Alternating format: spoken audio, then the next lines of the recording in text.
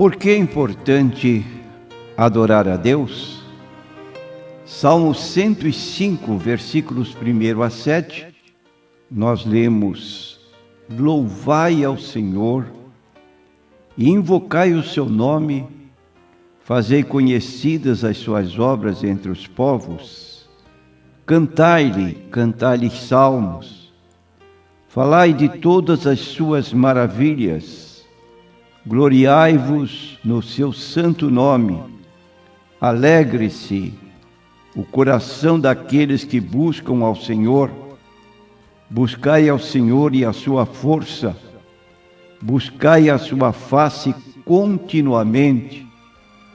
Lembrai-vos das maravilhas que fez, dos seus prodígios e dos juízos de sua boca. Vós, semente de Abraão, seu servo, vós, filhos de Jacó, seus escolhidos. Ele é o Senhor, vosso Deus, os seus juízos estão em toda a terra. Prezados ouvintes, você pode talvez perguntar: por que é importante adorar a Deus? Ora, a resposta é muito fácil de dar. Porque Deus é importante. Sendo Ele importante, tendo Ele a primazia, e deve ter, explica a razão por que devemos adorar a Deus. Mas há pessoas que, embora creiam em Deus, vivem como se Deus não existisse. São, como nós denominamos, os chamados ateus práticos. Se lhes perguntarmos: você crê na existência de Deus? Ele responde com muita certeza, com muita convicção: claro. Só que Deus não tem oportunidade de interferir na sua vida. Enquanto isso, Jesus, indagado por um doutor da lei: qual é o grande mandamento na lei?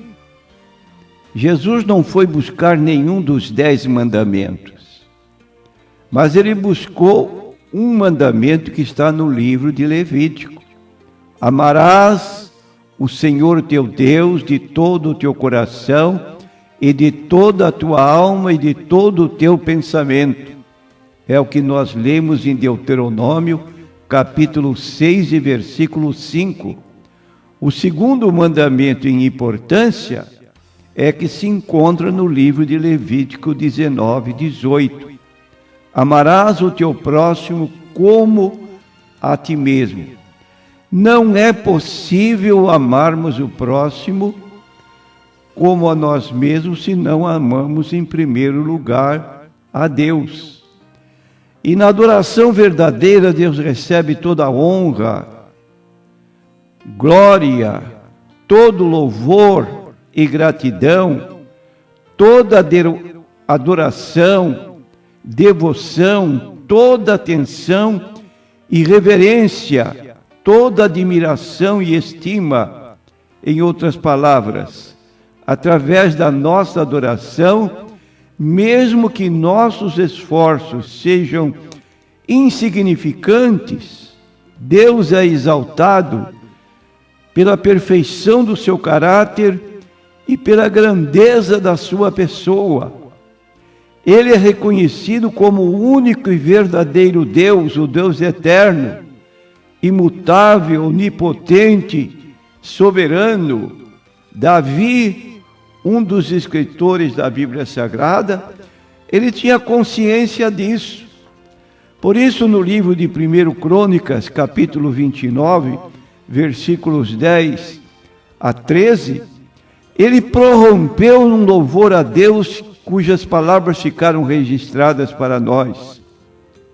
Diz o texto: por isso Davi louvou ao Senhor na presença de toda a congregação e disse: Davi, bendito és tu, Senhor Deus de Israel, nosso Pai de eternidade em eternidade.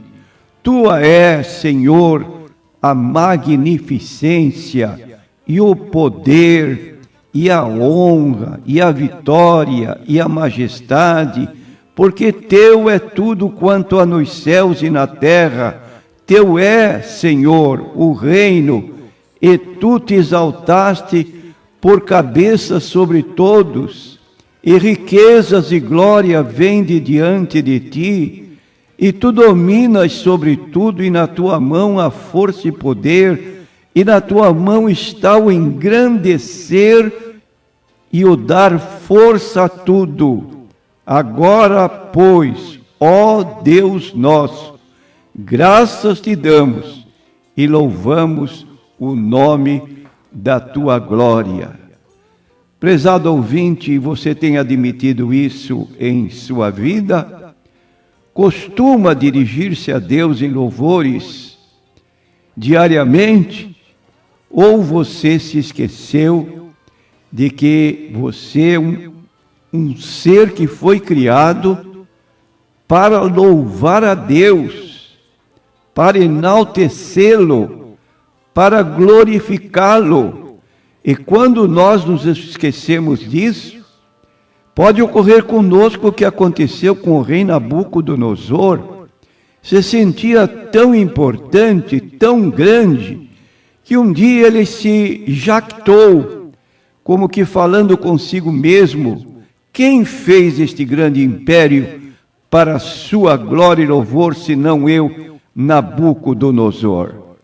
Nem bem acabou de falar, e ele ouviu a voz do eterno Deus dizendo: o teu reino foi retirado de tuas mãos. Ele perdeu a inteligência, se tornou como um animal selvagem, foi removido do trono, passou 7 anos junto com os animais da selva, até que ele pôde reconhecer a sua pequenez e louvar a Deus. Eu te louvo, eu te engrandeço, eu te glorifico, ó Rei do céu. A sua mente foi restaurada e ele foi trazido de volta para o seu trono. Mas nessa situação difícil, ele pôde reconhecer que há alguém que domina acima de qualquer poderio humano. Então, meus amigos, meus ouvintes, meus irmãos, como se constitui a verdadeira adoração? Quero dizer para você que a palavra adorar, que aparece na Bíblia, ela é a tradução da palavra grega proskineo. Proskineo é como significando beijar a mão do dono, prostrar-se em reverência ou reverenciar.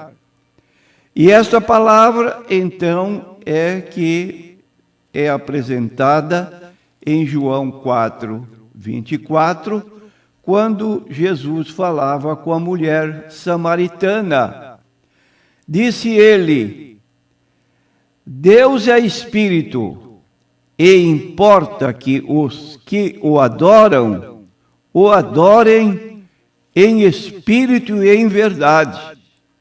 Aí está o que significa adorar, prostrar-se diante de Deus, embora não se tenha uma figura presente, mas em nosso quarto, como Jesus disse em Mateus 6, versículo 6, entra no teu quarto, fecha a tua porta, ora ao teu Pai que está em secreto, e teu Pai que vê em secreto te recompensará.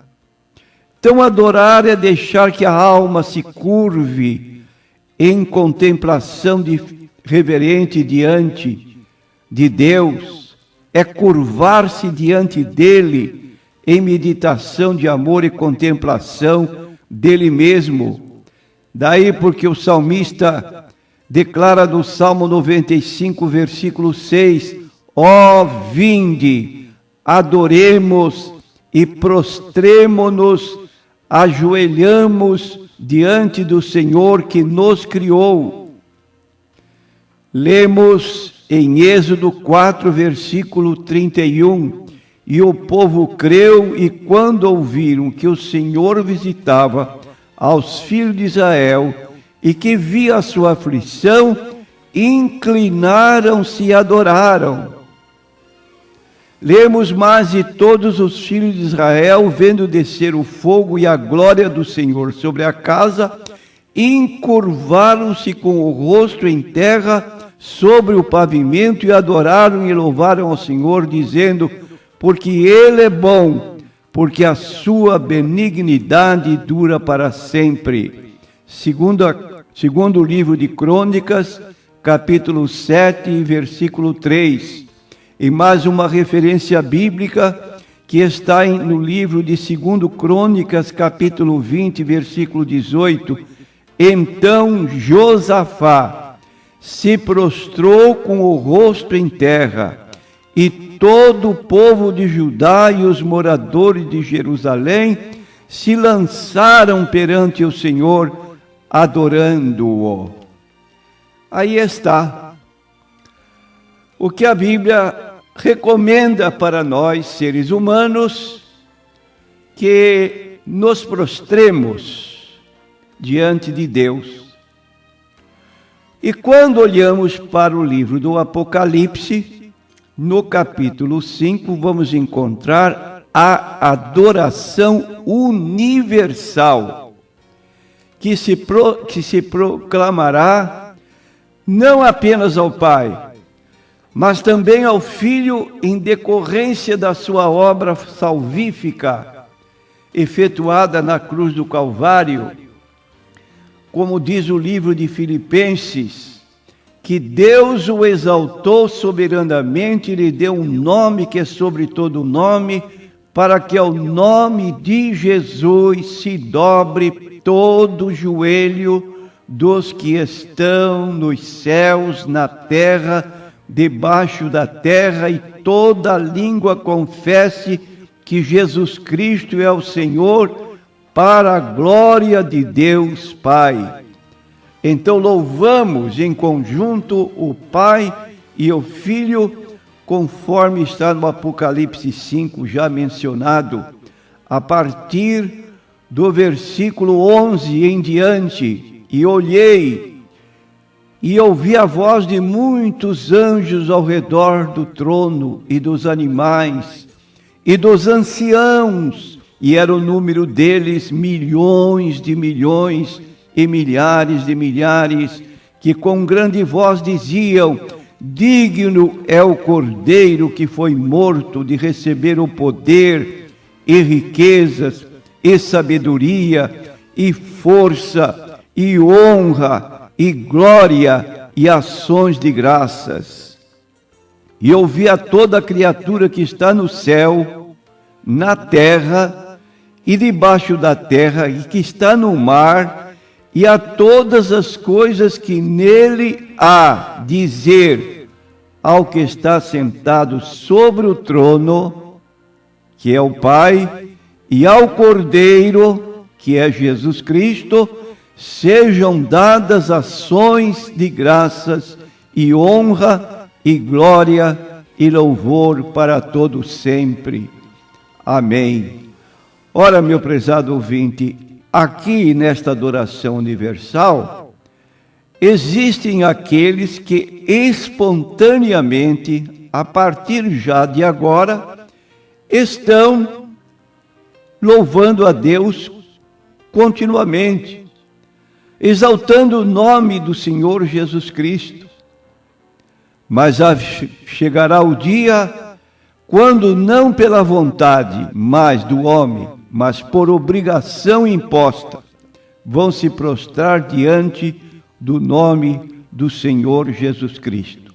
Só que nessa ocasião não haverá uma recompensa, porque é uma obrigação que todo ser humano tem, mas que hoje Deus oferece oportunidade para fazê-lo espontaneamente. Mas chegará o dia quando isto se fará obrigatoriamente.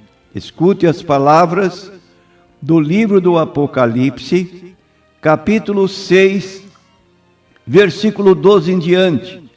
E havendo aberto o sexto selo, olhei, e eis que houve um grande tremor de terra, um terremoto avassalador. E o sol tornou-se negro como saco de silício. É como se dissesse, negro como carvão. E a lua tornou-se como sangue. E as estrelas do céu caíram sobre a terra, como quando a figueira lança de si os seus figos verdes, abaladas por um vento forte. E o céu retirou-se como um livro que se enrola, e todos os montes e ilhas foram removidos dos seus lugares. E os reis da terra, e os grandes, e os ricos, e os tribunos, e os poderosos, e todo servo, e todo livre, se esconderam nas cavernas e nas rochas das montanhas, e diziam aos montes e aos rochedos: caí sobre nós, e escondei-nos do rosto daquele que está sentado sobre o trono e da ira do Cordeiro, porque é vindo o grande dia da sua ira, e quem poderá subsistir? Então aí está quando todos vão se prostrar, rogando aos montes e aos rochedos: caí sobre nós, escondei-nos do rosto daquele que está sentado sobre o trono e da ira do Cordeiro. E chegou o grande dia da sua ira. Por isso, convidamos você hoje para reconhecer o que diz o texto de Mateus 22, 37. Amarás o Senhor teu Deus de todo o teu coração, de toda a tua alma e de todo o teu pensamento. E é importante então adorar a Deus, dizemos, por causa da importância dele. Ele tem a primazia. E eu pergunto, ele tem a primazia na sua vida? Ocupa o primeiro lugar? Que Deus possa abençoá-lo, que assim possa acontecer. Amém.